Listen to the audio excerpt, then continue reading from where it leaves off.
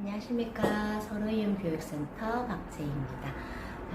오늘은요, 제가 어르신들을 돌보고 계시는 선생님들에게 당부의 말씀 하나 전하고자 이렇게 영상을 찍게 되었습니다. 제가 얼마 전에 차를 타고 가다가 교통사고를 목격을 했습니다. 굉장히 무서운 상황이었는데, 심지어 어두컴컴하거나 조금 흐린 날씨이거나 아니면 날이 저물었거나 이렇지도 않았습니다.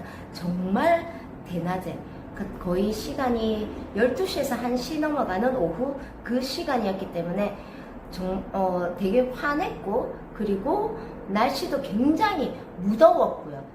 그런 상태, 무더운 상태였고, 그리고 어르신이 교통사고가 난 어르신이 뭐 선글라스를 꼈다던가 아니면 양산을 썼다던가 아니면 모자를 썼다던가 이런 시야를 막을 수 있는 액세서리는 하나도 하고 있지 않고 계셨어요.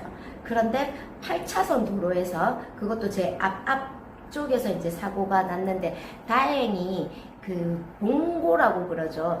봉고차와 이 어르신하고의 교통사고가 났는데 큰 부상은 아니었던 것 같아요. 그러니까 어르신이 차에서 부딪히고 나서 일어나셔서 저쪽 좀 안전한 쪽으로 이동이 가능한 걸 보면은, 이동하실 때 상태도 보면은 큰 교통사고는 아니라서 정말 다행이었는데, 정말 아찔한 순간이어서 다시 한번 이 부분에 대해서는 말씀을 한번 드려야 되겠다 생각을 하고 제가 이렇게 영상을 찍게 됐습니다. 이 사고가 났던 곳이요, 사실은 왕복 8차선이었어요. 그러면 편도 4차선, 4차선. 그렇게 작은 도로가 아니었다는 얘기죠. 근데 그 어르신이 있죠. 횡단보도를 무시하고, 그리고 횡단보도를 무시했다면 아마 신호등도 무시하셨을 겁니다. 그리고 그냥 무작정 건너신 거예요. 그러다가 차가 오면 잠깐 섰다가 다시 차가 안 오면 좀 가다가 이런 상태로 이렇게 길을 건너고 있었던 것 같아요. 사실 자세한 거는 제가 알지는 못하지만 이제까지의 정황으로 봤을 때는 그럴 수 있겠다라는 생각이 들고요. 그러면서 이제 이분은 분명히 괜찮겠다. 내가 지금 이 도로를 건너려고 했을 때 저기서 오는 봉고차가 내가 건널 때까지 나를 앞지르지 않겠다라는 계산을 하셨기 때문에 길을 가셨을 거예요. 근데 생각보다 어르신의 걸음걸이가 빠르지 않았고, 생각보다 봉고차의 속도가 줄어들지 않았고, 물론 줄였겠죠. 브레이크를 밟았겠죠. 그래서 그렇게 큰 사고로 이어지지는 않았는데, 어르신의 생각으로 봤을 때는 그래서 이제 접촉사고가 일어나게 된 계기였습니다.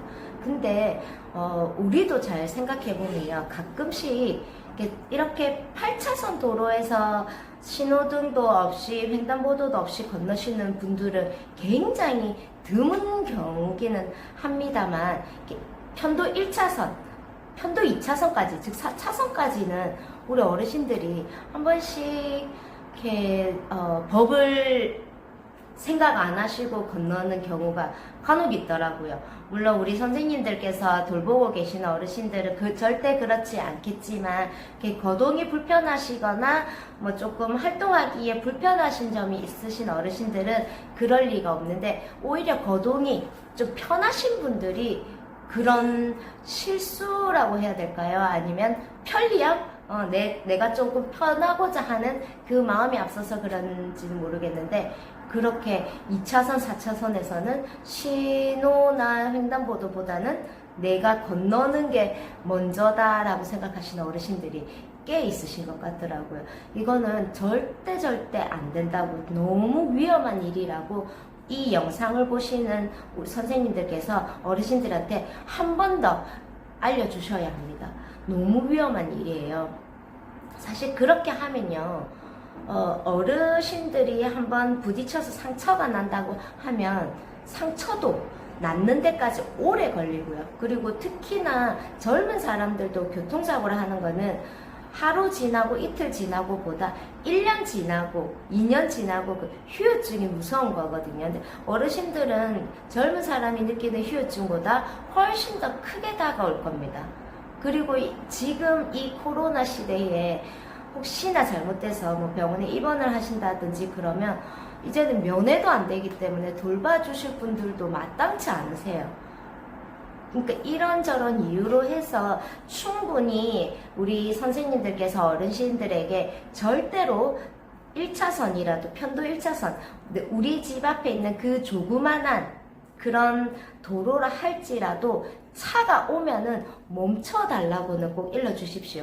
차가 저기서 오는 것 같아서 내가 먼저 건널 수 있을 것 같아서 건너시는 분들이 많은데 아니고 절대 차가 멈춘 거 확인을 하고 길을 건너시라고 말씀드리고요. 제일 처음에는 물론 횡단보도에서 건너는 게 좋겠죠. 근데 이제 시골이라든가 아니면 동네 골목길이라든가 이러면 횡단보도가 없는 경우도 있으니까 그럴 경우에는 차가 없을 때 꼭 건너셔야 되고, 두 번째, 혹시나 차가 있다면 차를 보내든지 아니면 차가 멈춘 걸 확인한 후에 건너시라고 말씀 좀 해주십시오.